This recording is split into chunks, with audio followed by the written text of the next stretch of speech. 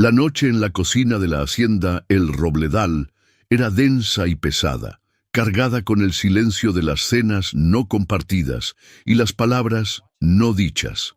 La única luz provenía de una lámpara de aceite que parpadeaba sobre la mesa de madera rústica, proyectando sombras que danzaban como fantasmas en las paredes de adobe.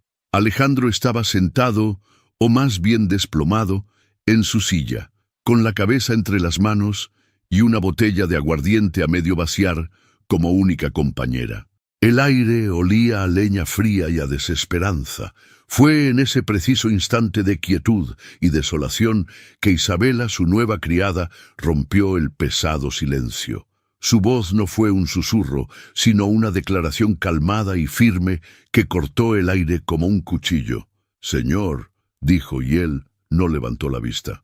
«¿Qué quieres, Isabela?», replicó él, su voz ronca y arrastrada. «Si es el pago, tendrás que esperar». «No es el pago», respondió ella, y el sonido de sus pasos al detenerse frente a la mesa lo obligó a levantar la cabeza. La vio de pie, una figura erguida y casi desafiante bajo la luz trémula. «Es sobre su hija, y sobre usted». Alejandro la miró, sus ojos inyectados en sangre por el cansancio y la pena. Una chispa de irritación se encendió en su mirada. «¿Qué sabes tú de mi hija, o de mí?». Isabela tomó una respiración profunda, sus ojos fijos en los de él sin miedo. «Sé que su hija necesita una madre, y que su hacienda necesita una esposa». Hizo una pausa deliberada, dejando que el peso de sus palabras llenara el abrumador silencio. «Yo puedo ser ambas». El mundo pareció detenerse. El zumbido de un grillo en la lejanía se volvió ensordecedor. La propuesta no fue solo una insolencia, fue una profanación, una bofetada a la memoria de Helena, su difunta esposa, cuyo fantasma aún caminaba por cada rincón de esa casa. La furia, helada y volcánica, brotó en el pecho de Alejandro, ahogando su dolor por un instante. Se levantó bruscamente, la silla chirriando contra el suelo de piedra. Su mano se cerró en un puño sobre la mesa. «¡Fuera!», siseó, su voz un gruñido bajo y peligroso. «Recoge tus cosas, quiero que te vayas al amanecer». Para entender cómo una simple criada sin pasado conocido tuvo la audacia de hacer tal propuesta, y por qué un hombre orgulloso y herido como Alejandro no la echó de su propiedad en ese mismo instante, debemos retroceder unas semanas, al día en que Isabela llegó por primera vez a El Robledal. La hacienda estaba muriendo. Su decadencia era un reflejo del corazón de su dueño. Desde que la fiebre se había llevado a Helena un año atrás, Alejandro se había convertido en una sombra de sí mismo. Los campos, antes prósperos, comenzaban a ser reclamados por la mala hierba. El ganado enflaquecía, la pintura de la casona se desconchaba, y el polvo se acumulaba como un sudario sobre los muebles que Helena había cuidado con tanto esmero. El Robledal ya no era un hogar, sino un mausoleo habitado por el dolor de un hombre y el silencio de una niña. Luna, su hija de 6 años, era quizás la víctima más trágica de esa desolación. Había dejado de reír, y sus grandes ojos oscuros parecían permanentemente fijos en un punto invisible, quizás en el recuerdo de los brazos de su madre. Pasaba los días en un silencio casi absoluto, hablando solo con una muñeca de trapo que Helena le había cosido. Verla era para Alejandro un recordatorio constante de su fracaso, no solo como granjero, sino también como padre. Fue en este escenario de ruina silenciosa donde apareció Isabela. Llegó a pie, con un pequeño bulto como única posesión, enviada por una comadre de un pueblo vecino. Era una mujer de edad indefinida, de rostro sereno y manos que, aunque capaces para el trabajo duro, delataban una delicadeza que no encajaba con la vida de una sirvienta. Se movía con una eficiencia silenciosa, y desde el primer día sus ojos observadores no perdieron detalle. Vio la forma en que Alejandro evitaba la habitación principal, cómo sus manos temblaban al pasar junto al rosal que Helena había plantado. Vio a Luna esconderse bajo la mesa durante las comidas, rechazando cualquier intento de consuelo.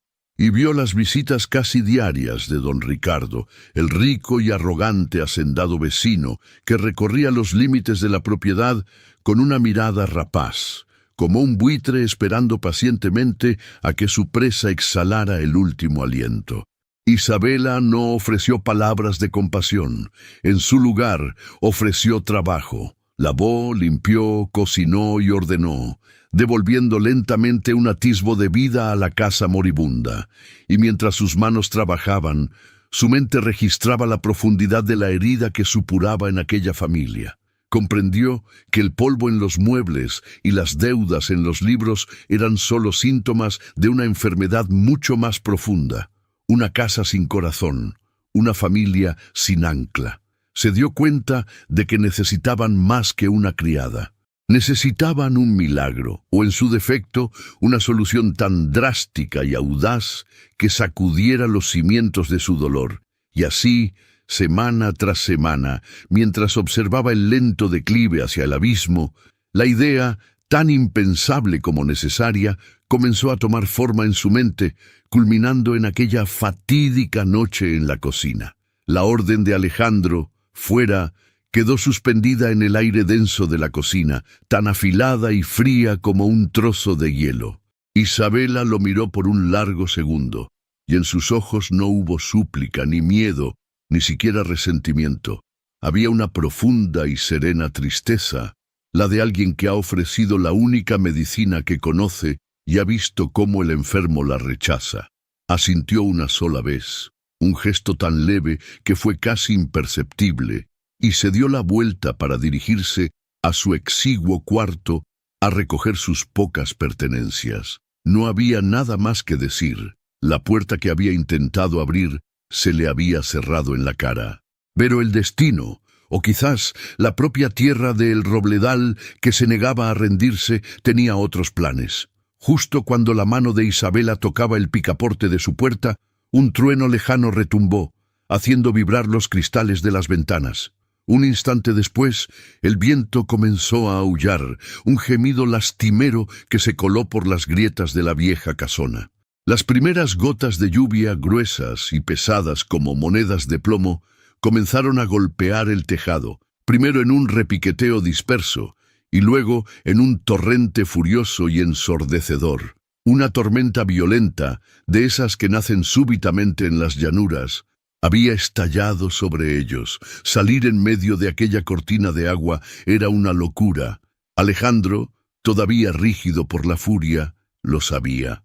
Se quedó de pie en medio de la cocina, escuchando la furia de la tormenta, atrapado en su propia casa con la mujer que había desterrado. La tensión era insoportable. Cada relámpago que iluminaba la habitación por una fracción de segundo revelaba sus siluetas en extremos opuestos de la casa, como dos ejércitos esperando el amanecer para la batalla final. La batalla, sin embargo, no esperó al amanecer. Llegó con un sonido que heló la sangre en las venas de Alejandro. Primero fue un crujido desgarrador, el lamento agónico de la madera vieja cediendo ante una fuerza imposible, y a continuación un estruendo sordo y profundo que pareció hacer temblar los cimientos de la tierra. No era un trueno, era el inconfundible sonido del colapso. «El granero», susurró Alejandro, y el color desapareció de su rostro. Salió disparado hacia la puerta, sin importarle la lluvia torrencial que lo empapó en segundos. Corrió a través del fango que se formaba en el patio, con el corazón martilleándole en el pecho. El granero no era solo un edificio, era el corazón de la hacienda. Guardaba el grano de la cosecha, su única esperanza para pagar las deudas. Albergaba a los animales, su patrimonio. Al llegar, la visión que lo recibió fue una pesadilla. Una sección entera del viejo techo se había venido abajo, aplastando una parte de la estructura y dejando un boquete gaping por el que entraba el diluvio. Dentro, el caos era absoluto. Las vacas mugían aterradas, el caballo relinchaba, encabritándose en su establo. El grano almacenado se estaba convirtiendo en una sopa inútil bajo la lluvia. Alejandro se quedó paralizado en el umbral, empapado y temblando, pero no de frío. Estaba paralizado por la magnitud del desastre. Era el golpe de gracia, la estocada final. Años de trabajo, el legado de su padre, todo se disolvía frente a sus ojos. Su mente, ya agotada por meses de dolor y preocupación, se quedó en blanco. No sabía por dónde empezar. No sabía si tenía fuerzas para siquiera intentarlo. Fue entonces cuando una luz se movió a su lado. Isabela estaba allí, con una lámpara de aceite en la mano, su rostro impávido ante la lluvia y el caos. El miedo que debería haber estado en sus ojos había sido reemplazado por una calma de acero. Miró la escena por un solo instante, evaluando los daños con una rapidez que dejó a Alejandro atónito. Luego, su voz se alzó, clara y autoritaria, por encima del estruendo de la tormenta. «Juan, Pedro», gritó hacia la pequeña barraca donde dormían los peones, que ya salían despavoridos. «Traigan las lonas y las vigas de repuesto. Hay que apuntalar el muro que queda y cubrir el grano». Su voz no era la de una criada, era la de un general al mando. Se volvió hacia Alejandro, sacándolo de su trance. «Usted, tranquilice al caballo antes de que se lastime. Yo me encargo de las vacas». Sin esperar respuesta, se adentró en la zona del desastre. Se movía con una precisión asombrosa, esquivando escombros, su voz calmando a los animales, mientras desataba sus cuerdas y los guiaba hacia la parte más segura del establo. Los peones, contagiados por su determinación, corrieron a obedecer sus órdenes. Alejandro, sacudido de su letargo por la pura fuerza de voluntad de aquella mujer, hizo lo que le ordenó. Habló a su caballo, su propia voz temblorosa al principio, hasta que el animal se calmó bajo su mano. Trabajaron durante horas, una batalla frenética contra la tormenta y el tiempo. Isabela dirigía, organizaba, anticipaba cada problema. Mostró a los hombres dónde colocar las vigas para evitar un nuevo derrumbe. Ideó una forma de desviar el agua que inundaba el suelo. Era como si hubiera nacido para enfrentarse al caos. Al amanecer, la tormenta amainó, dejando paso a una llovizna fina y un cielo gris. Estaban exhaustos, cubiertos de barro y magullados, pero habían salvado casi todo el grano y a todos los animales. El granero estaba en ruinas, pero el corazón de la hacienda milagrosamente todavía latía. Alejandro entró en la casa, el agua chorreando de su ropa, sintiendo un agotamiento tan profundo que le dolían los huesos. El alivio se mezclaba con una confusión abrumadora. La mujer a la que había echado acababa de salvarlo. Antes de que pudiera procesar nada, un sonido agudo y familiar atravesó su agotamiento. Un sollozo provenía del cuarto de Luna. Entró y la encontró acurrucada en su cama temblando bajo las sábanas. «¿Qué pasa, mi vida? Ya pasó la tormenta», dijo él suavemente. Luna levantó su carita, bañada en lágrimas. Su labio inferior temblaba. «Escuché el ruido. Pensé que la casa se había caído sobre ti», susurró. Y entonces, con una voz rota por el miedo más puro y profundo que un niño puede conocer, añadió: «Papá, no te vayas al cielo. No te vayas como mamá». Cada palabra fue un puñal que se clavó directamente en el alma de Alejandro, atravesando las gruesas capas de orgullo, ira y dolor. En ese instante, frente a la aterradora vulnerabilidad de su hija, comprendió la verdadera magnitud de su fracaso. No se trataba de la granja, ni de las deudas, ni siquiera de su propio corazón roto. Se trataba de esa pequeña niña que vivía con el terror constante de quedarse completamente sola en el mundo. Y se dio cuenta, con una claridad brutal y cegadora, de que la propuesta de Isabela no había sido una insolencia, había sido un diagnóstico, y él estaba demasiado ciego para verlo. El sol de la mañana se filtró por las ventanas, pálido y acuoso, iluminando los estragos de la noche. Pero para Alejandro, la verdadera tormenta no había sido la que arrancó el techo del granero, sino la que acababa de desatarse en el alma de su hija. Las palabras de Luna, «No te vayas al cielo como mamá», resonaban en su cabeza, un eco incesante que demolía las últimas murallas de su orgullo. Sentado en el borde de la cama de la niña, mucho después de que ella se hubiera vuelto a dormir, Alejandro se enfrentó a una verdad tan devastadora como ineludible. Había fracasado. Había creído que su luto era una prueba de su amor por Elena, un monumento a su memoria. Ahora veía que se había convertido en una prisión en la que había encerrado a su propia hija. Su dolor, que él consideraba sagrado, la estaba asfixiando. En su intento por preservar el pasado, estaba aniquilando el futuro. Por primera vez en un año, no pensó en lo que él había perdido, sino en lo que Luna estaba perdiendo cada día: una infancia, una sensación de seguridad, una razón para reír. La propuesta de Isabela, que horas antes le había parecido una blasfemia, ahora se revelaba con una lógica aterradora. No era una ofensa a la memoria de Elena, era quizás la única forma de salvar a su hija. Con una pesadez que le doblaba la espalda, se levantó y fue en busca de Isabela. La encontró en su pequeño cuarto, con la espalda vuelta hacia él. Tenía sus escasas pertenencias ya dobladas sobre la cama, dentro del atillo con el que había llegado. Estaba cumpliendo su orden. Se iba a marchar. La visión de aquel bulto miserable le provocó una punzada de pánico. «Isabela», dijo, su voz sonando extraña en sus propios oídos, despojada de la furia de antes. Ella se giró lentamente, su rostro sereno, impasible, como si ya hubiera aceptado su destino. Esperaba la orden final para irse. «No te vayas», dijo él, las palabras saliendo con dificultad. Necesitamos hablar». Regresaron a la cocina, el escenario de su confrontación. El sol ahora iluminaba las motas de polvo que bailaban en el aire y los restos de la tensa noche. Alejandro se detuvo en el centro de la habitación, sin atreverse a sentarse. Se sentía como un extraño en su propia casa. «Mi reacción de anoche», comenzó, tragando saliva, «fue desmedida.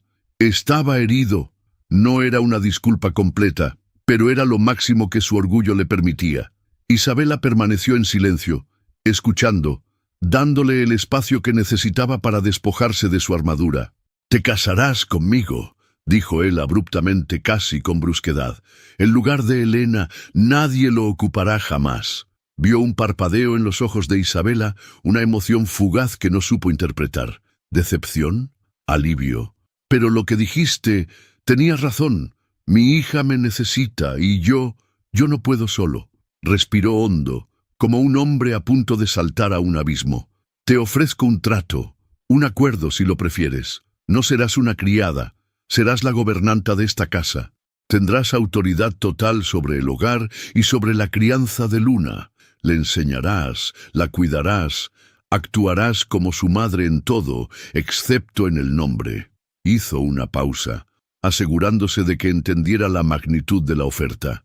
«A cambio, te duplicaré el salario que te prometí, y tendrás mi protección. Vivirás bajo mi techo no como una sirvienta a mis órdenes, sino como una aliada, una guardiana para mi hija».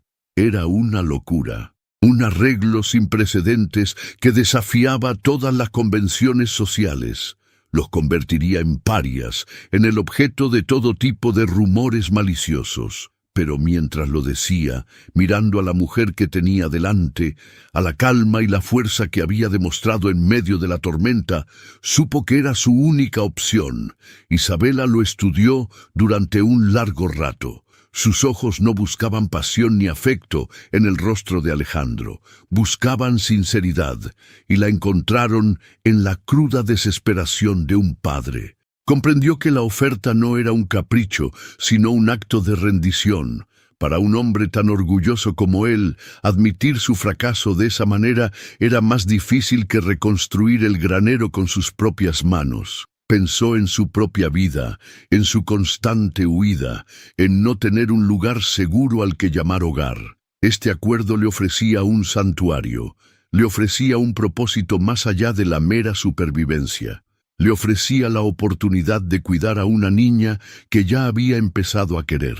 «Bajo una condición», dijo ella finalmente, su voz tranquila pero firme.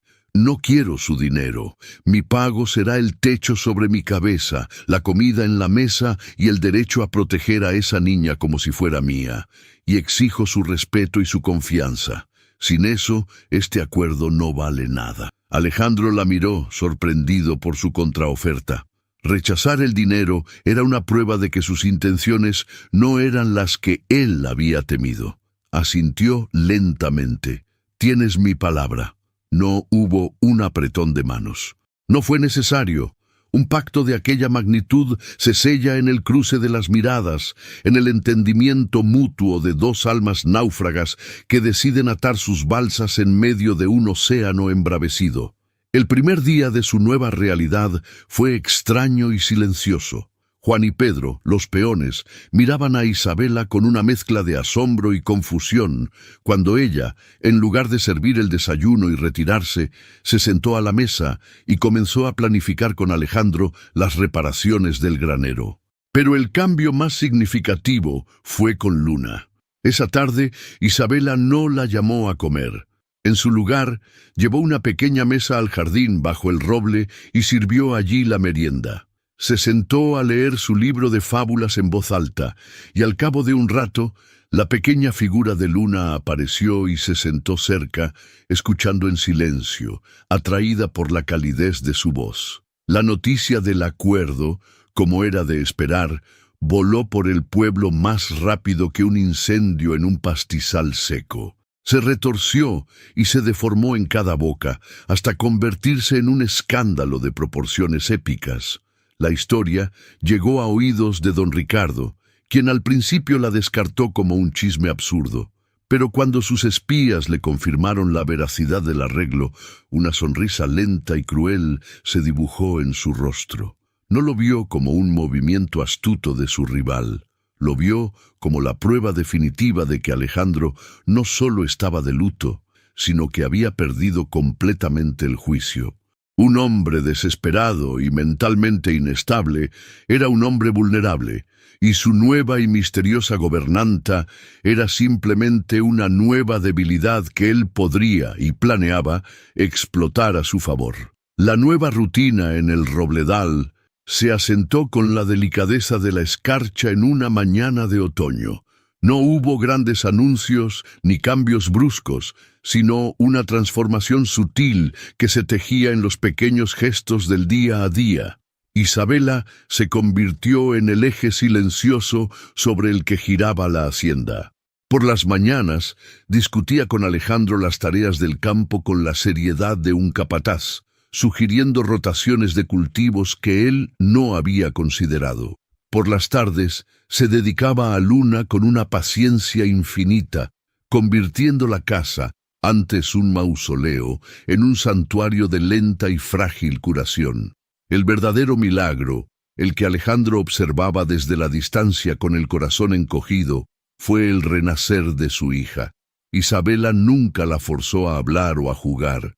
En cambio, creaba invitaciones. Una tarde, la llevó al pequeño huerto que había comenzado a revivir, y sin decirle una palabra a la niña, se puso a hablar con las plantas de tomate. «Oh, qué altas y fuertes estáis creciendo», decía en voz alta. «Pero mirad, esta pequeña de aquí parece un poco triste y solitaria». Dejó una regadera pequeña al lado de Luna y siguió con su trabajo. Al cabo de un rato, vio por el rabillo del ojo cómo la niña cogía la regadera y con una solemnidad absoluta regaba la planta triste. El punto de inflexión, sin embargo, llegó gracias al viejo libro de fábulas de Isabela. Se sentaban bajo el gran roble cada tarde e Isabela leía las historias con una voz suave, cambiando el tono para cada personaje: el león pomposo, el ratón astuto, la cigarra perezosa. Un día, mientras narraba las desventuras de un zorro que intentaba hacerse el muerto para engañar a un cuervo, Isabela fingió un estornudo tan exagerado y ridículo en la voz del zorro que un sonido inesperado brotó de la garganta de Luna. Fue un sonido pequeño, casi un gorjeo, como el de un pajarillo intentando su primera nota. Una risa, breve, ahogada, pero inconfundible. Luna se tapó la boca inmediatamente, sus ojos abiertos por la sorpresa, como si un extraño se hubiera apoderado de su cuerpo. Isabela no dijo nada, simplemente le sonrió con una ternura infinita y continuó la historia. Alejandro, que estaba reparando una cerca no muy lejos, se quedó inmóvil, con el martillo suspendido en el aire. Aquel sonido, que no había escuchado en más de un año, fue más reparador que cualquier lluvia sobre sus campos secos. En ese instante supo que, sin importar el precio que tuviera que pagar ante el mundo, su pacto con Isabela había sido la decisión más acertada de su vida. Pero el mundo exterior no tardó en exigir su pago. Unos días después, Alejandro tuvo que ir al pueblo a buscar una pieza para el arado. La hostilidad fue palpable desde el momento en que ató su caballo en la plaza. Los hombres que lo habían conocido desde niño, con los que había compartido tragos y penas, ahora lo miraban con una mezcla de lástima y desprecio. Las mujeres cuchicheaban tras sus abanicos al verlo pasar. Nadie lo saludó. En la herrería, el herrero, un hombre que siempre le había tratado con afabilidad, se volvió hosco y distante. «Tendré que encargar la pieza», le dijo bruscamente. «Tardará unas semanas». «¿Semanas?», repitió Alejandro, incrédulo. «Pero es una pieza común.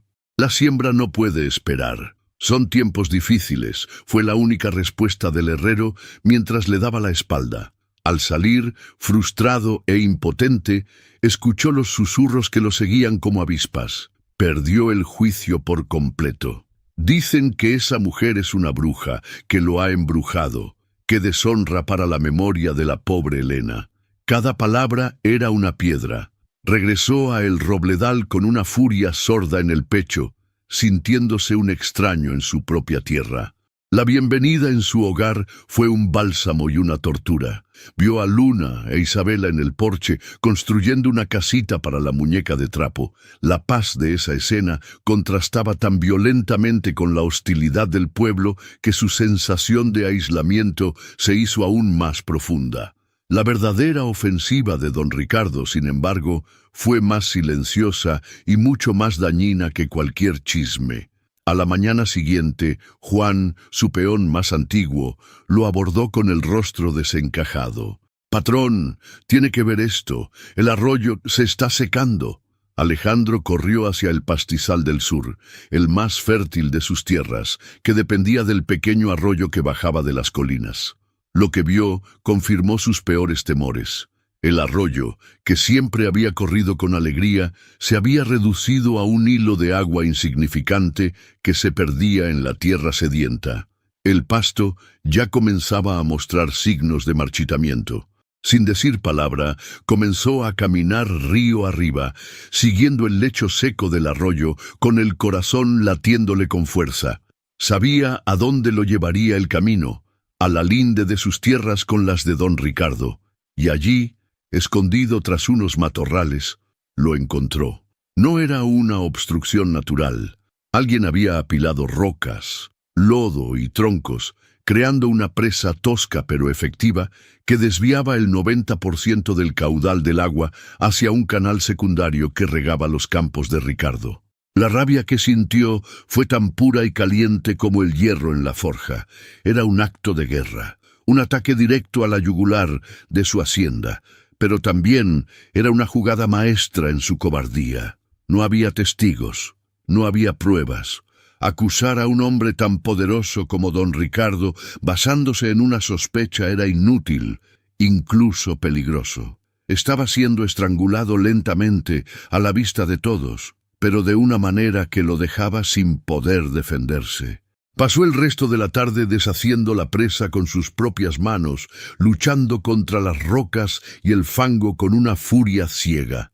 Regresó a la casa al anochecer cubierto de lodo, con las manos sangrando y el alma envenenada por la impotencia. Y entonces, a través de la ventana de la cocina, la vio. Isabela estaba sentada a la mesa, enseñando a Luna a formar letras en una pequeña pizarra. La luz de la lámpara envolvía la escena en un halo dorado de paz y normalidad. El contraste entre la guerra que él libraba fuera y el frágil santuario que se construía dentro fue tan brutal que lo dejó sin aliento. Y en ese momento, su rabia se transformó en una resolución fría como el acero. Protegería ese santuario, sin importar el costo. La resolución de Alejandro, forjada en la rabia y la impotencia a la orilla del arroyo saboteado, cambió la dinámica dentro de El Robledal. Su pacto con Isabela, nacido de la desesperación, comenzó a transformarse en una verdadera alianza. Dejó de verla simplemente como una guardiana para su hija y empezó a considerarla su par en la batalla por la supervivencia de la hacienda. Por las noches, extendía los libros de contabilidad sobre la mesa de la cocina y en lugar de luchar solo contra las columnas de números que nunca cuadraban, le pedía su opinión. «El comerciante del pueblo me ofrece este precio por los cerdos», le dijo una noche, señalando una cifra con su dedo calloso. «Es menos que el año pasado». Isabela se inclinó sobre el libro. Alejandro se dio cuenta de la proximidad de su hombro, del sutil aroma a romero que emanaba de su cabello. «Es porque sabe que usted está desesperado», respondió ella sin levantar la vista. «Pero oí en el mercado que los curtidores de Santa Clara pagan más por las pieles que los carniceros por la carne. Si los vendiéramos allí, el viaje sería más largo, pero la ganancia sería el doble». Era una estrategia brillante, una que a él nunca se le habría ocurrido. Empezó a confiar en su juicio, no solo en los asuntos domésticos, sino en las decisiones cruciales de la granja. Se convirtieron en un equipo, dos generales, planeando una guerra de guerrillas contra un enemigo invisible. Y en esa creciente intimidad, Alejandro comenzó a notar los detalles, las pequeñas piezas de un rompecabezas que no encajaban en la imagen de una simple criada. Lo notó en sus manos. Un día, mientras reparaban juntos una red del gallinero, sus manos se rozaron. Las de él eran un mapa de trabajo duro, cubiertas de callos y cicatrices. Las de ella, aunque no eran las de una dama ociosa, tenían una forma y una suavidad que hablaban de una vida anterior, una vida en la que no habían empuñado azadas ni fregado suelos. Lo notó en sus conocimientos. Una noche, mientras miraban el cielo estrellado desde el porche, Luna señaló una constelación. «Mi mamá decía que esa era la Osa Mayor», dijo la niña. «Así es», confirmó Isabela suavemente, «y esa estrella brillante de allí es la estrella polar. Los navegantes la usan para no perderse en el mar. Siempre señala al norte, no importa cuán oscura esté la noche». Habló de las estrellas con una familiaridad poética que iba más allá del saber popular de un campesino. El misterio más grande, sin embargo, lo guardaba celosamente alrededor de su cuello. Llevaba un pequeño medallón de plata, oscurecido por el tiempo, que nunca se quitaba. Un día, Luna, con la curiosidad inocente de los niños, intentó cogerlo. «Es bonito. ¿Qué hay dentro?».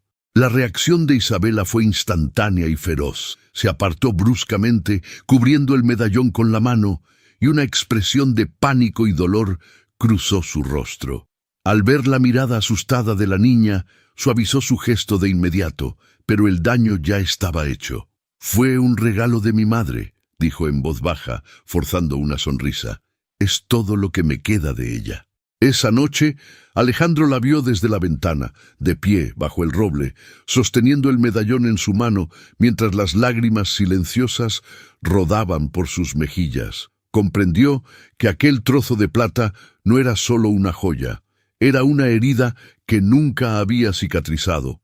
La tensión entre ellos crecía con cada día que pasaba, una corriente subterránea que se manifestaba en miradas sostenidas un segundo más de lo necesario, en silencios cargados de palabras no dichas. La culminación de esta tensión latente llegó una noche fría, después de una jornada particularmente dura. Luna ya dormía, y ellos estaban sentados frente al fuego crepitante de la chimenea, compartiendo una taza de té de hierbas. El silencio entre ellos ya no era incómodo, sino confortable. A Elena le encantaba el fuego. dijo Alejandro de repente, sorprendiéndose a sí mismo al pronunciar su nombre sin que una ola de dolor lo ahogara. Decía que cada llama era una historia que el bosque contaba. Isabela lo miró y en sus ojos no había lástima, sino una profunda comprensión. «Las historias son importantes», respondió ella en voz baja. «A veces son lo único que nos permite saber quiénes somos cuando hemos perdido todo lo demás». Su respuesta, tan simple y a la vez tan profunda, lo desarmó. «Tú pareces conocer muchas historias, Isabela, pero nunca cuentas la tuya». Una sombra veló la mirada de ella. «Mi historia no es de las que se cuentan junto al fuego, señor. Es de las que se entierran para que no envenenen el presente». Se quedaron en silencio. El único sonido era el crepitar de la leña. Él quería preguntar, quería saber qué dolor se escondía detrás de aquellos ojos serenos, que la había llevado a su puerta, pero sabía que no tenía derecho.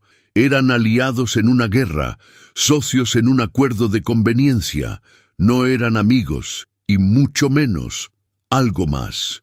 Sin embargo, en ese momento, con el calor del fuego iluminando sus rostros, sintió un deseo abrumador de cruzar esa línea, de ofrecerle no solo protección, sino consuelo, de decirle que en el Robledal ella también podía enterrar su pasado y encontrar un presente seguro, pero no dijo nada, y ella tampoco. El momento pasó, dejando tras de sí una estela de anhelo y preguntas sin respuesta. Más tarde, en la soledad de su cuarto, Alejandro se encontró dando vueltas en la cama, incapaz de dormir. El rostro de Isabela, bañado por la luz del fuego, estaba grabado en su mente. Se sentía desleal a la memoria de Helena y al mismo tiempo sentía una atracción innegable hacia la mujer que había devuelto la vida a su hogar. Se dio cuenta, con una certeza incómoda, de que ya no le bastaba con que ella fuera la guardiana de su hija. Quería saber quién era, de qué huía, qué secretos guardaba en su corazón y en el viejo medallón de plata que protegía con tanto celo. La pregunta «¿Quién es Isabela?» había dejado de ser una simple curiosidad. Se había convertido en una necesidad. Pasaron varias semanas de una paz frágil y laboriosa. Con la irrigación restaurada y las estrategias de Isabela, la hacienda parecía haber encontrado un nuevo y precario equilibrio. La rutina se convirtió en un bálsamo. Alejandro e Isabela trabajaban codo con codo desde el alba hasta el anochecer, una sociedad silenciosa, cimentada en el respeto mutuo. Él aportaba su fuerza y su conocimiento de la tierra, ella una astucia y una capacidad de organización que seguían asombrándolo. Luna, por su parte, continuaba floreciendo bajo el cuidado de Isabela, y su risa, aunque todavía infrecuente, ya no era un milagro, sino una promesa del futuro que luchaban por construir. A veces, por la noche, Alejandro se permitía sentir una punzada de algo parecido a la esperanza. Fue precisamente esa esperanza lo que hizo que el siguiente golpe de don Ricardo fuera tan devastador. La mañana comenzó como cualquier otra, con el canto de los gallos y el olor a café recién hecho. Fue Juan quien dio la voz de alarma, su rostro una máscara de pánico. «¡Patrón! ¡Son las vacas! ¡Venga rápido!». Alejandro corrió hacia el corral principal, con un nudo de hielo formándose en su estómago. La escena era desoladora. 3 de sus mejores vacas lecheras yacían en el suelo, inertes, con los flancos hinchándose de forma antinatural y una espuma blanquecina saliéndoles por el hocico. Sus respiraciones eran estertores agónicos. Mientras las examinaba, impotente, Pedro llegó corriendo desde el pastizal con noticias peores. Otras 4 estaban caídas cerca del abrevadero, 7 animales. Era casi la mitad de su ganado lechero, el corazón económico de la granja. El pánico se apoderó de Alejandro, un miedo frío y paralizante. Esto no era una presa en un arroyo, esto era la muerte, rápida y cruel, diezmando su patrimonio ante sus ojos. Envió a Pedro al pueblo a buscar al veterinario, el doctor Morales, mientras él e Isabela intentaban inútilmente darles agua a los animales enfermos. El doctor Morales llegó un par de horas después en su calesa, un hombrecillo nervioso que evitaba mirar a Alejandro a los ojos. Su examen fue extrañamente breve y superficial. Palpó el vientre de una de las vacas, miró sus encías y suspiró con una gravedad exagerada. «Es la sequía, Alejandro», sentenció, limpiándose las manos en un pañuelo. «Con la falta de pasto bueno, los animales comen lo que encuentran. Seguramente han ingerido alguna hierba mala, venenosa. Lo he visto antes. Pero ¿hay algo que podamos hacer? ¿Algún remedio?», preguntó Alejandro, aferrándose a un clavo ardiendo. El veterinario negó con la cabeza, esta vez mirándolo con una falsa compasión que a Alejandro le revolvió el estómago. «A estas alturas el veneno ya está en la sangre. No hay nada que hacer. Lo siento mucho, de verdad. Mi consejo es que los sacrifiques antes de que sufran más. Darlos por perdidos». Cada palabra fue un martillazo sobre la lápida de sus esperanzas. Darlos por perdidos. La frase resonó en su cabeza mientras veía al doctor Morales marcharse con una prisa sospechosa. Sabía con una certeza que le helaba los huesos que el veterinario mentía.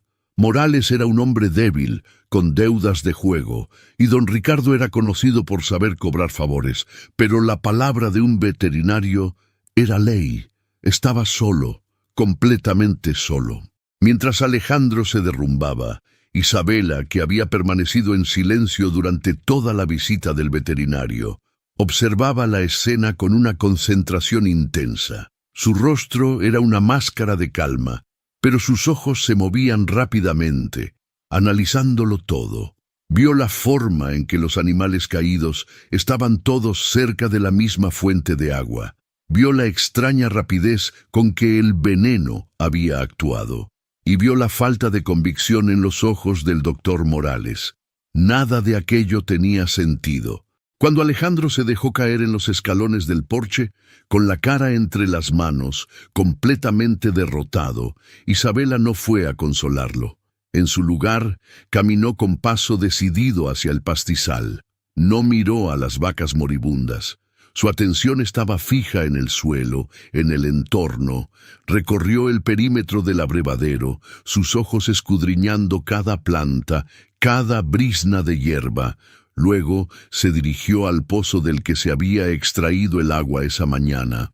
Se arrodilló junto al brocal de piedra, su mirada recorriendo el suelo húmedo a su alrededor. Al principio no vio nada fuera de lo común, pero entonces su vista se fijó en algo escondido bajo una hoja de helecho, unas flores de un color rosa pálido y unas hojas largas y lanceoladas, ya marchitas, que no pertenecían a ninguna planta de la zona. Las cogió con la punta de los dedos. Un escalofrío de reconocimiento la recorrió. Conocía esa planta. En los jardines de su antigua vida la llamaban adelfa, un hermoso arbusto ornamental y uno de los venenos más potentes y rápidos de la naturaleza. Sabía que la adelfa no crecía de forma silvestre en aquellas colinas. Alguien la había traído. Alguien la había arrojado deliberadamente al pozo. Con el corazón latiéndole con furia, se asomó al interior del pozo y metió el cubo. Al sacarlo, la prueba final flotaba en la superficie del agua clara. Varias hojas más, verdes y letales. No fue la mala hierba, no fue la sequía, fue un asesinato, un ataque directo y calculado, diseñado no solo para arruinarlo, sino para aniquilarlo. Se levantó lentamente, con las hojas venenosas apretadas en su puño. La tristeza en su rostro había desaparecido, reemplazada por una determinación fría y cortante como el filo de una navaja. Alejandro creía que la batalla estaba perdida, pero ella sabía que la verdadera guerra acababa de empezar. Isabela encontró a Alejandro exactamente donde lo había dejado, en los escalones del porche, una estatua de desesperanza tallada en granito. El sol de la tarde comenzaba a descender, bañando la escena en una luz dorada que hacía parecer aún más sombría la derrota del hombre. Se detuvo frente a él y sin decir una palabra abrió el puño. Sobre la palma de su mano yacían las hojas marchitas y las flores de adelfa. Alejandro levantó la vista, sus ojos vacíos y desenfocados. «¿Qué es eso?», preguntó con voz apagada. «Es la causa», respondió Isabela, su voz tan cortante como el cristal roto. «Y no es la mala hierba de la sequía. Esto es adelfa. No crece aquí. Alguien la trajo. Alguien la arrojó al pozo. Sus animales no están enfermos por accidente, señor. Han sido envenenados». La mente de Alejandro, entumecida por el dolor, tardó un momento en procesar la información. «¡Envenenados!», la palabra resonó, desplazando la niebla de la resignación y encendiendo una chispa de furia. Levantó la vista hacia las tierras de don Ricardo, visibles en la distancia, y una comprensión helada lo invadió. Esto iba más allá de la codicia. Esto era una maldad pura, un deseo de aniquilarlo, de borrarlo de la faz de la tierra. La desesperanza se transformó en una rabia impotente. «Maldito sea», susurró, apretando los puños. «Así que es el fin. No hay nada que hacer». «Ahí se equivoca», lo interrumpió Isabela, y la intensidad de su voz lo obligó a mirarla de nuevo. «Este veneno es potente, pero su acción no es instantánea. Si actuamos rápido, creo que sé cómo contrarrestarlo». Una chispa de incredulidad luchó contra la rabia en los ojos de Alejandro. «¿Cómo?», el veterinario dijo. «El veterinario mintió», sentenció Isabela sin dejar lugar a dudas. «Hay un remedio antiguo, una cataplasma hecha con raíces de cardo y carbón de roble molido. Absorbe el veneno y purga el cuerpo. Es una posibilidad remota, pero es la única que tenemos». «¿Y de dónde sacas tú esos conocimientos de bruja?», preguntó Alejandro, su escepticismo aún batallando. La mirada de Isabela se ensombreció por un instante. «Digamos que en mi otra vida tuve una abuela que prefería curar con lo que daba la tierra que con lo que vendían los boticarios. ¿Vamos a intentarlo o se va a quedar aquí sentado esperando a que sus animales mueran?» Su desafío lo sacó de su letargo. Por primera vez en todo el día vio un camino, un hilo de esperanza al que aferrarse. Se puso de pie, la determinación endureciendo sus facciones. «Dime qué necesitas». Lo que siguió fue una carrera frenética contra la muerte.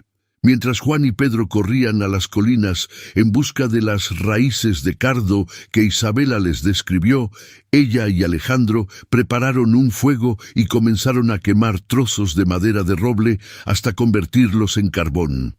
Convirtieron la cocina en una especie de botica de campo. Machacaron las raíces y el carbón en un mortero grande hasta obtener una pasta negra y espesa de olor penetrante. El trabajo de administrar el remedio fue una pesadilla. Tuvieron que forzar la mezcla en la garganta de cada animal enfermo, luchando contra su debilidad y su pánico. Era un trabajo sucio, agotador y aparentemente inútil. Vaca tras vaca se negaban a tragar, y la mayor parte del remedio terminaba en el suelo, mezclado con el barro y el estiércol. Pasaron las horas. La noche cayó, y la muerte parecía estar ganando la batalla. Dos de las vacas más débiles dejaron de respirar. La desesperación comenzó a cernirse sobre ellos de nuevo, pero Isabela se negaba a rendirse. Con una energía que parecía inagotable, instaba a los hombres a seguir, su propia cara manchada de negro, su voz firme y llena de una convicción casi fanática. Alejandro, inspirado por su resistencia, encontró fuerzas que no sabía que tenía. Trabajaron juntos, en una sincronía perfecta, anticipando los movimientos del otro, un equipo unido en una lucha desesperada. El milagro llegó con las primeras luces del alba. Estaban atendiendo a la última vaca cuando Pedro gritó desde el otro extremo del establo: «¡Patrón, mire!». Una de las primeras vacas que habían tratado, una que daban por perdida, estaba removiéndose. Lentamente, con un esfuerzo titánico, dobló sus patas delanteras y se puso de pie, temblando de debilidad, pero viva. Unos minutos después, otra la imitó. Un grito de júbilo y alivio brotó de los hombres. Habían logrado lo imposible, habían desafiado a la muerte y habían ganado. El amor y la esperanza renacen en el Robledal, pero la oscuridad acecha. Si apoyas a Alejandro e Isabela, deja un comentario diciéndonos qué crees que hará don Ricardo a continuación.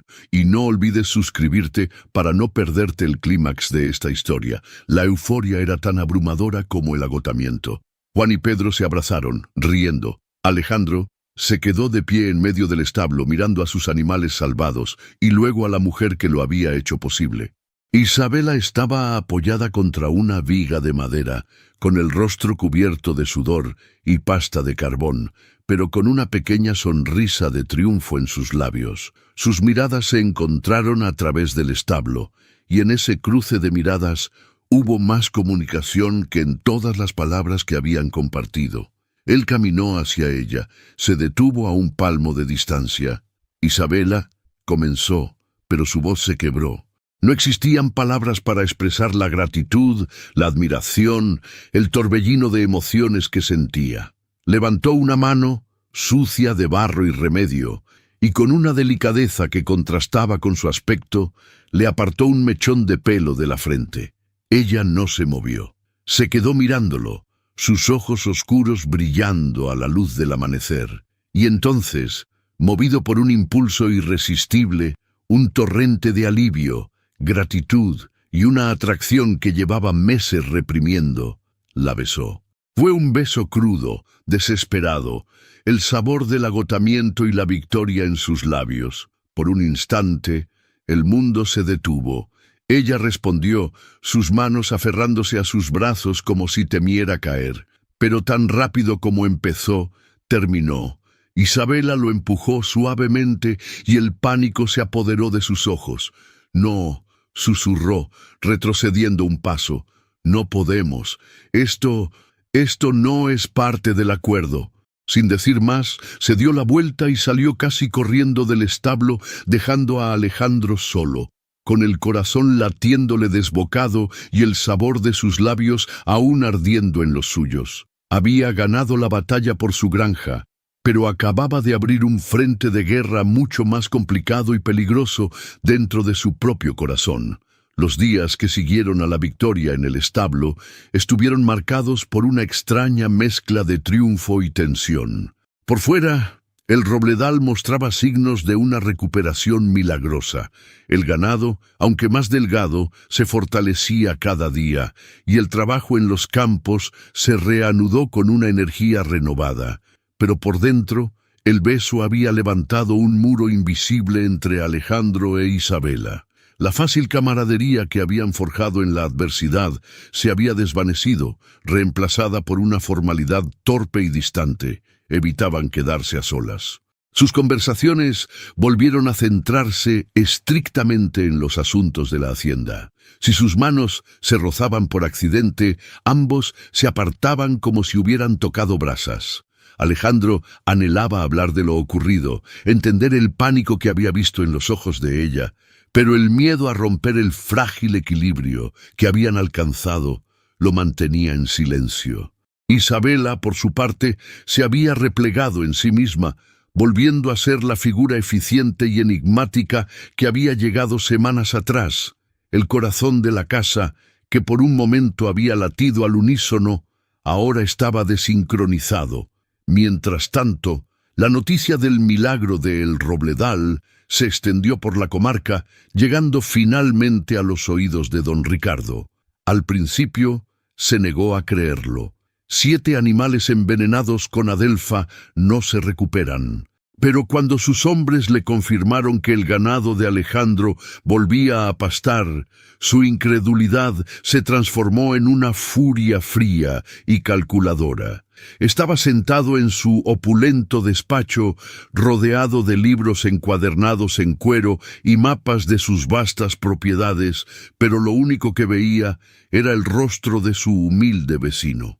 Había subestimado a Alejandro, o más bien, había subestimado a la mujer que estaba a su lado. Se dio cuenta de que sus ataques directos a la granja solo servían para fortalecer la resolución de la extraña pareja. El problema no era el ganado, ni el agua, ni siquiera el viudo de luto. El problema era ella. Esa criada sin nombre y sin pasado era la columna vertebral que sostenía a Alejandro. Para que el edificio se derrumbara, tenía que destruir la columna. Llamó a su capataz, un hombre llamado Vargas, de mirada turbia y pocas palabras, leal solo al peso de las monedas. Le puso una bolsa de plata sobre la mesa de caoba. «Quiero que averigües quién es la mujer de la hacienda de Alejandro», le ordenó don Ricardo, su voz desprovista de emoción. «Te doy una descripción. Es alta, delgada, se mueve como si no fuera de aquí y tiene una mirada que no corresponde a una sirvienta. Viaja a los pueblos del sur, pregunta en posadas, en mercados, a los alguaciles. Quiero saber de dónde vino, de qué huye y qué secretos esconde. No vuelvas hasta que tengas algo que pueda usar para aplastarla». Vargas cogió la bolsa y desapareció sin decir una palabra. Las semanas siguientes transcurrieron en una calma engañosa. Sin más sabotajes, la vida en el Robledal recuperó un ritmo casi normal. La cosecha de maíz fue modesta pero suficiente. Alejandro logró vender parte del ganado recuperado a un buen precio, aliviando algunas de sus deudas más urgentes. La tensión entre él e Isabela se suavizó, convirtiéndose en una especie de tregua silenciosa. La normalidad era un bálsamo, y comenzaron a permitirse la ilusión de que quizás lo peor ya había pasado, pero la serpiente solo estaba esperando el momento oportuno para morder. Una noche, Vargas regresó. Entró en el despacho de don Ricardo, cubierto del polvo del camino, y sin preámbulos dejó caer un papel arrugado y amarillento sobre la mesa pulida. Era un viejo cartel de «Se busca», emitido por el alguacil de una ciudad a más de 100 leguas al sur. El retrato era un dibujo tosco, pero el parecido era innegable. Los mismos pómulos altos, la misma mirada seria. El nombre debajo del dibujo era Isabela, sin apellido, y la acusación era clara: robo y fuga. Se ofrecía una pequeña recompensa por su captura. Don Ricardo cogió el cartel. Una sonrisa lenta y depredadora se extendió por su rostro. Era perfecto, mejor de lo que había imaginado. No era un crimen de sangre, nada que despertara simpatías. Era un delito bajo y vergonzoso. Una criada que le robaba a sus patrones. Era el arma perfecta para destruir su reputación, para convertirla en una paria y, por extensión, para arrastrar a Alejandro con ella. Pero no se detuvo ahí. La humillación pública era solo una parte del plan. Él quería la tierra. Durante las semanas que Vargas estuvo fuera, los abogados de Ricardo habían estado trabajando en la sombra, rastreando las finanzas de la familia de Alejandro, y habían encontrado una joya, una vieja nota promisoria firmada por el difunto padre de Alejandro a favor de un prestamista que había caído en desgracia.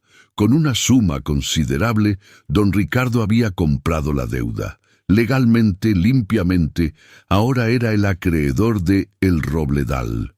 Se reclinó en su sillón de cuero, sintiendo el poder de la ruina total en sus manos. El plan era diabólico en su simplicidad. Primero, ejecutaría la deuda. Fijaría una fecha para el embargo y la subasta de la hacienda, dándole a Alejandro un plazo imposible de cumplir. Lo vería luchar, suplicar, buscar ayuda en un pueblo que ya le daría la espalda. Y entonces, en el momento de su máxima desesperación, cuando estuviera a punto de perderlo todo, don Ricardo desvelaría su segunda arma. Haría público el cartel. Le mostraría a todo el mundo que el hombre que pedía piedad había estado albergando a una ladrona fugitiva. Nadie movería un dedo por él. Sería aplastado, no solo financiera, sino moralmente. Y él, don Ricardo, se quedaría con todo. Sostuvo el cartel en una mano y los papeles de la deuda en la otra. El lazo corredizo estaba listo. Solo faltaba ajustarlo alrededor del cuello de su enemigo. La trampa de don Ricardo se accionó con la fría precisión de un mecanismo de relojería. Una mañana, un oficial de justicia a caballo llegó a El Robledal, interrumpiendo la frágil paz con el crujido de sus botas de cuero. Le entregó a Alejandro un documento sellado. Era el aviso de ejecución de la deuda de su padre. La cantidad era astronómica, imposible de reunir. Y el plazo era una burla cruel. Tenía una semana para pagar la totalidad de la suma, o el Robledal saldría a subasta pública en la plaza del pueblo. El papel temblaba en la mano de Alejandro. Era una sentencia de muerte. Pasó los siguientes 3 días en un torbellino de desesperación. Fue al banco del pueblo, donde el gerente, un hombre que había jugado a las canicas con él de niño, le negó un préstamo con una disculpa vacía. Visitó a viejos amigos de su padre, hombres que le debían favores, y encontró sus puertas cerradas y sus billeteras convenientemente vacías.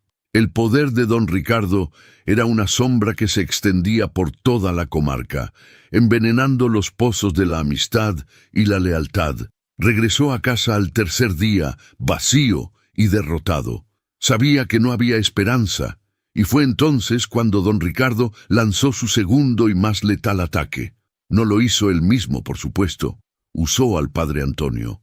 El anciano sacerdote abordó a Alejandro cuando salía de la tienda de abastos, con el rostro compungido. «Hijo mío», dijo el padre con voz grave, «ha llegado a mis oídos un rumor terrible, una historia sobre la mujer que vive en tu casa».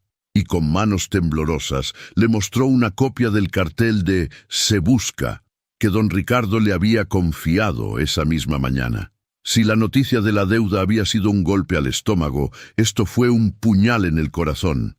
Alejandro miró el tosco retrato, la acusación de robo, y sintió que el suelo desaparecía bajo sus pies.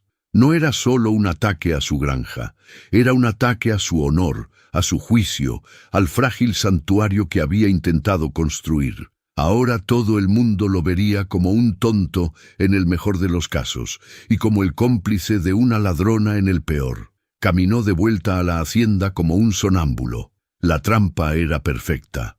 Estaba arruinado financieramente y destruido moralmente. No tenía a dónde ir, ni a quién recurrir. Entró en la casa esperando encontrar a Isabela para enfrentarla, para exigirle la verdad, y la encontró. Estaba en su cuarto, de pie junto a la cama, doblando cuidadosamente sus pocas ropas y metiéndolas en su viejo atillo. Ya había oído los rumores, que habían viajado más rápido que el viento. «Me iré esta noche», dijo ella en voz baja, sin volverse para mirarlo. Su voz estaba desprovista de emoción. «Es por mi culpa, todo esto. Si desaparezco, el escándalo morirá. Quizás sin mí puedas salvar algo». Él la miró. Miró su espalda rígida, la dignidad en su derrota, su disposición a sacrificarse para protegerlo. Vio el cartel en su mente y luego la vio a ella. La mujer que había hecho reír a su hija, la que había salvado a su ganado con sus propias manos, la que lo había besado a la luz del amanecer. Y en ese instante, todas las dudas, todos los miedos se desvanecieron, reemplazados por una única y abrumadora certeza. «No te vas a ninguna parte», dijo él, su voz resonando con una fuerza que no había tenido en años. Ella se giró, sorprendida. Él dio un paso adelante y cogió sus manos, deteniendo sus movimientos. «No me importa lo que diga un trozo de papel, no me importa lo que diga el pueblo entero. Yo confío en ti». La miró a los ojos, y por primera vez dejó que su corazón hablara sin reservas. «Lo he perdido todo, Isabela. La tierra, el dinero, el respeto de mis vecinos. Lo único que me queda eres tú y mi hija. No voy a perderte a ti también. Nos enfrentaremos a esto juntos». El día de la subasta, la plaza del pueblo era un hervidero de curiosidad morbosa. Don Ricardo estaba de pie en los escalones de la iglesia, recibiendo las simpatías de sus iguales con una sonrisa de falso pesar. El pregonero ya estaba en su puesto, listo para cantar la muerte del Robledal, y entonces se hizo el silencio. Alejandro e Isabela entraron en la plaza, caminando con la cabeza alta. Luna iba entre los dos, agarrada de sus manos. Ignoraron los murmullos y las miradas acusadoras y se detuvieron frente a don Ricardo. «Antes de que procedan, tengo algo que decir», gritó Alejandro, su voz resonando en la plaza. Subió los primeros escalones, plantándose cara a cara con su enemigo. «Todos ustedes han venido a verme perder mi tierra. Y es cierto, la voy a perder. Pero quiero que sepan por qué. La voy a perder porque he elegido la decencia por encima del dinero. Me han dicho que he deshonrado la memoria de mi esposa al acoger a esta mujer». Se giró y extendió una mano hacia Isabela. «Les digo que honro la memoria de mi esposa al proteger a la única persona que ha devuelto la alegría a nuestra hija. El pueblo me acusa de albergar a una ladrona. Yo la acuso de robarme el corazón. Y si ese es mi crimen, lo acepto. Quédense con la tierra. Yo me quedo con mi honor y con mi familia». Un silencio atónito se apoderó de la multitud. Las palabras de Alejandro, cargadas de una pasión inquebrantable, los habían dejado sin aliento. Fue entonces cuando Isabela, con lágrimas de gratitud y amor en los ojos, subió los escalones y se puso a su lado. «Él confía en mí sin conocer mi historia», dijo ella, su voz clara y fuerte. «Ahora todos ustedes la conocerán. Ese cartel no miente. Huí. Pero huí de la injusticia, no de la justicia. Mi verdadero nombre es Isabela de Valbuena». Un jadeo colectivo recorrió la plaza. El nombre de los marqueses de Valbuena era una leyenda en la región. Una familia noble y liberal, arruinada y desaparecida hacía años. «Mi padre fue traicionado y asesinado por su rival político», continuó Isabela, su voz temblando de dolor contenido. «El robo del que se me acusa fue coger las joyas de mi propia madre para poder escapar antes de que me mataran o me encerraran. Y el hombre que ordenó la muerte de mi padre, el hombre que emitió esa orden de arresto falsa para cazarme, es un conocido socio de negocios del hombre que hoy quiere robarles esta tierra.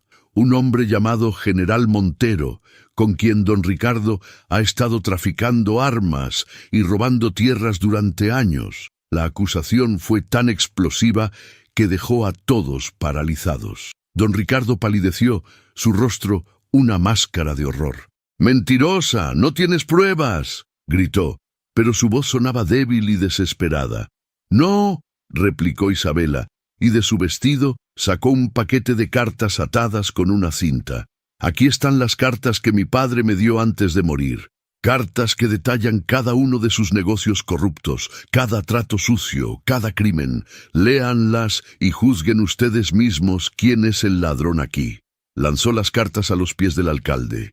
El caos estalló. La gente se abalanzó. El alcalde cogió las cartas y comenzó a leer en voz alta.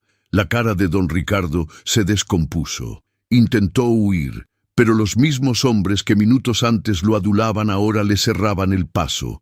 Sus rostros transformados por la ira y la traición, su imperio de mentiras se había derrumbado. El colapso de don Ricardo fue tan rápido y absoluto como el de una casa construida sobre cimientos de arena. Enfrentado a las pruebas irrefutables de las cartas y al testimonio furioso de la gente que había engañado, su arrogancia se desvaneció, dejando solo a un hombre patético y asustado. El alcalde, ansioso por distanciarse del escándalo, ordenó su detención inmediata. Mientras dos alguaciles se lo llevaban entre los insultos de la multitud, el imperio de miedo y poder que había construido durante décadas se disolvió en el polvo de la plaza. Las consecuencias de la revelación se extendieron como una onda expansiva. La deuda fraudulenta sobre el Robledal fue anulada de inmediato. Las autoridades de la capital, alertadas sobre la conspiración que involucraba al general Montero, iniciaron una investigación que limpiaría oficialmente el nombre de la familia Balbuena. Pero la transformación más inmediata y profunda ocurrió en el corazón de la gente del pueblo. Mientras Alejandro, Isabela y Luna se abrían paso para volver a casa, la multitud, antes hostil, ahora los miraba con una mezcla de asombro y profunda vergüenza. El herrero, el mismo que le había negado la ayuda, se acercó a Alejandro y, sin decir palabra, le estrechó la mano con fuerza. Una de las mujeres que había cuchicheado a sus espaldas se acercó a Isabela y le ofreció una cesta con pan recién horneado. «Perdónenos, señora», murmuró. Eran pequeños gestos, pero significaban todo. Eran la promesa de una comunidad que comenzaba a sanar. Esa noche, de vuelta en el Robledal, un silencio pacífico envolvió la casa. Ya no era el silencio pesado del luto, sino la quietud serena que sigue a una gran tormenta. Estaban sentados en el porche, viendo cómo la luna se elevaba sobre las colinas.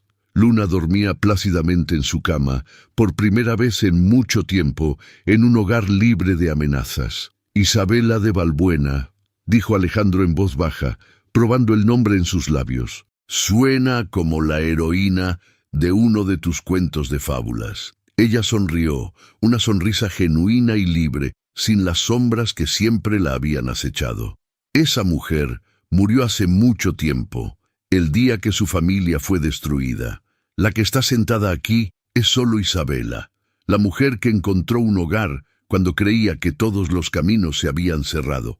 Él se giró hacia ella y cogió su mano. Esta vez, ella no se apartó. Entrelazó sus dedos con los de él, un gesto de aceptación y confianza total. «Este es tu hogar, Isabela, siempre lo será». Se miraron, y en ese silencio, todas las barreras que los habían separado, el dolor de él, el miedo de ella, las convenciones de la sociedad, se derrumbaron. Ya no eran un patrón y una gobernanta, ni dos náufragos en un pacto de supervivencia. Eran un hombre y una mujer que se habían encontrado en las ruinas de sus vidas y habían construido algo nuevo y fuerte juntos. Un año después, la primavera regresó a El Robledal, y esta vez no lo hizo sola. Llegó acompañada de risas, música y el aroma de las flores que ahora crecían en abundancia en el jardín de Isabela.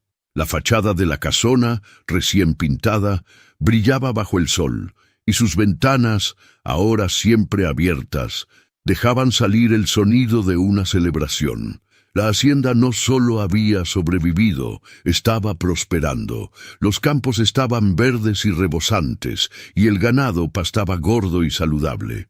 Con la ayuda de los vecinos, que habían acudido en masa a ofrecer su trabajo como penitencia, el granero había sido reconstruido, más grande y fuerte que antes. En el patio, bajo el gran roble, se celebraba la vida. Era el primer aniversario de su boda. Alejandro, de pie junto a la mesa cargada de comida, ya no parecía un hombre que llevaba el peso del mundo sobre sus hombros. Su risa era fácil y frecuente. A su lado, Isabela, vestida con un sencillo pero elegante vestido blanco, conversaba con las mujeres del pueblo, ya no como una extraña, sino como una de ellas, la respetada y querida señora de la hacienda.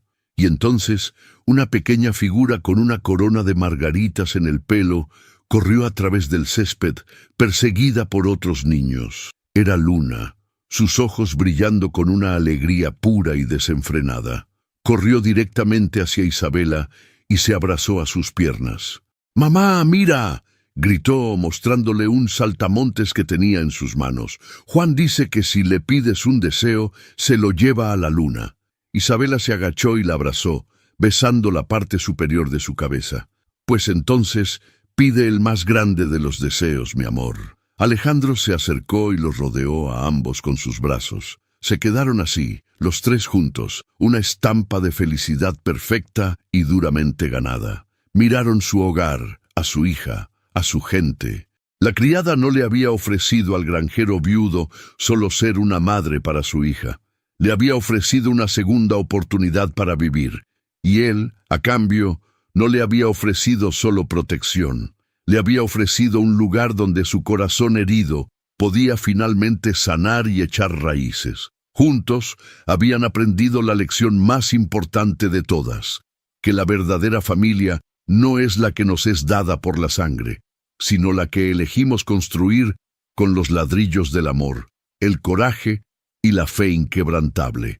La historia de Alejandro e Isabela nos enseña que incluso en las circunstancias más difíciles, el amor y la valentía pueden forjar un destino feliz. Para más historias y relatos que te intrigarán y te llegarán al corazón, mira nuestro próximo video y únete a nuestra comunidad de amantes de las historias suscribiéndote al canal.